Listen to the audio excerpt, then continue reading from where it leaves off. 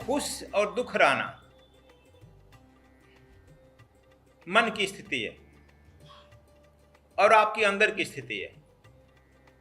हम न बाहर से दुख रहते हैं, सुख रह सकते हैं, न दुखी हो सकते हैं। हम यदि चाहें तो हमको कोई न दुख पहुंचा सकता है न सुख पहुंचा सकता है। यह हमारी पूर्णतः अंतःकरण की स्थिति है। सुख अंदर से ना आता है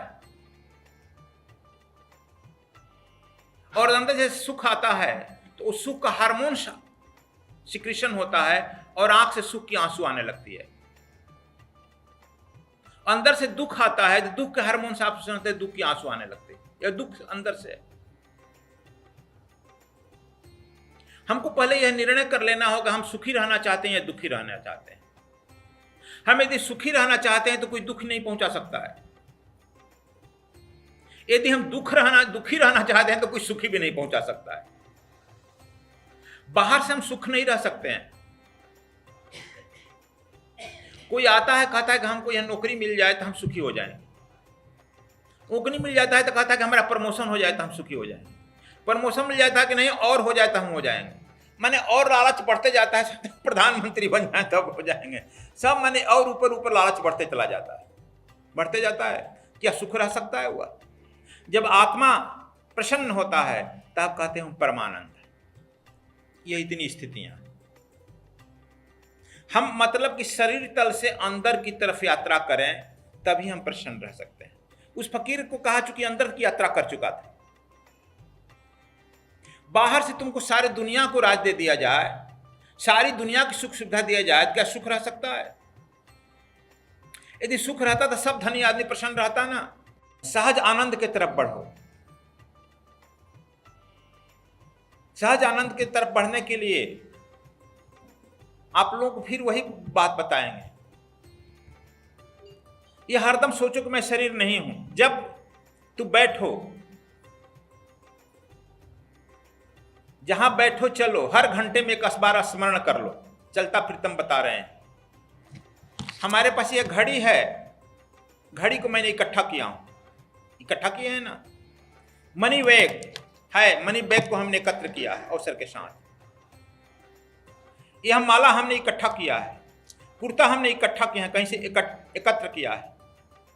उसी तरह से हमने बच्चा एकत्र किया है, पति एकत्र किया है, पुत्र एकत्र किया है।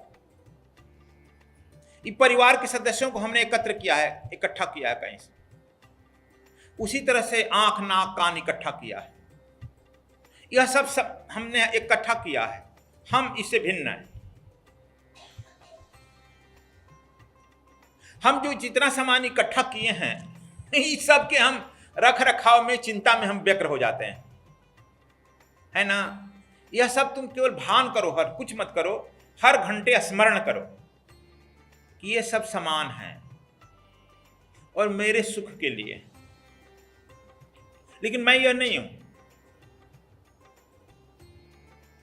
जब कहीं काम में व्यस्त रहो लेकिन इसे स्मरण बनाए रखो। फिर थोड़ा दिन, बस 1 महीना स्मरण बनाए रखो, मैं यह नहीं हूं। मैं स्नो पाउडर नहीं हूं, मैं कंघी क्रीम नहीं हूं,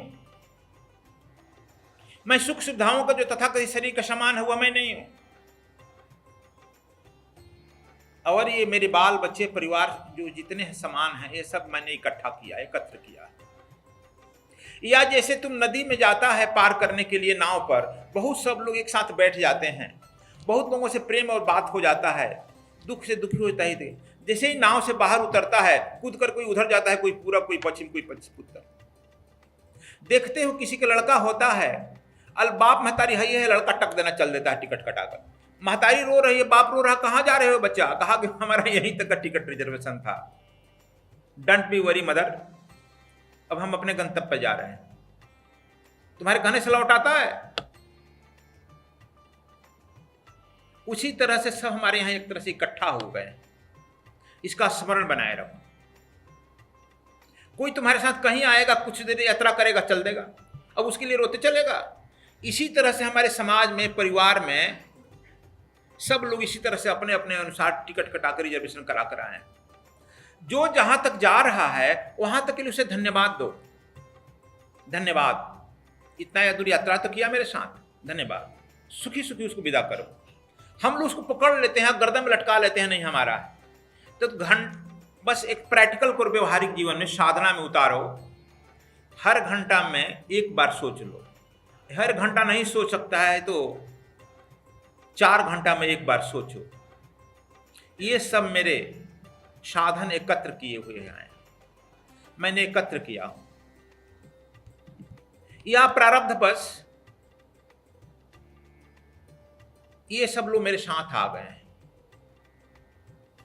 ये सामान, ये घड़ी पहले भी नहीं था, अभी भी नहीं, कोई अभी दे गया कोई ले जाएगा।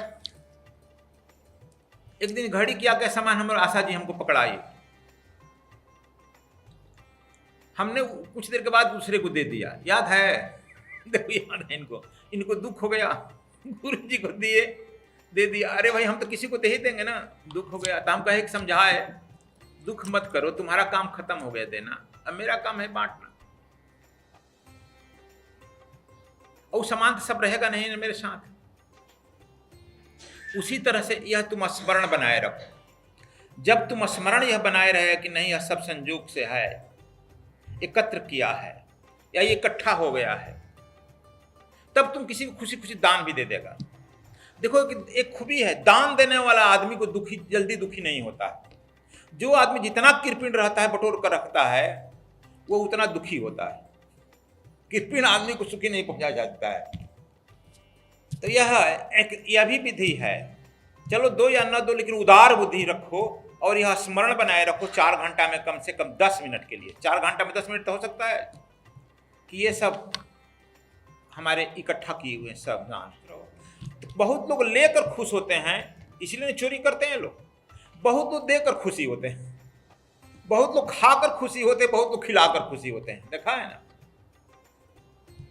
उदार बुद्धि, उदार चेत वाला आदमी लोग देकर खुशी होता है और खिलाकर खुशी होता है। तो तुम यह स्मरण बनाए रखो कि ये सब सामान इकट्ठा हुए हैं। धीरे धीरे धीरे धीरे तुम प्रसन्न रहने लगेगा, और वह प्रसन्नता अंदर की है, बाहर की नहीं।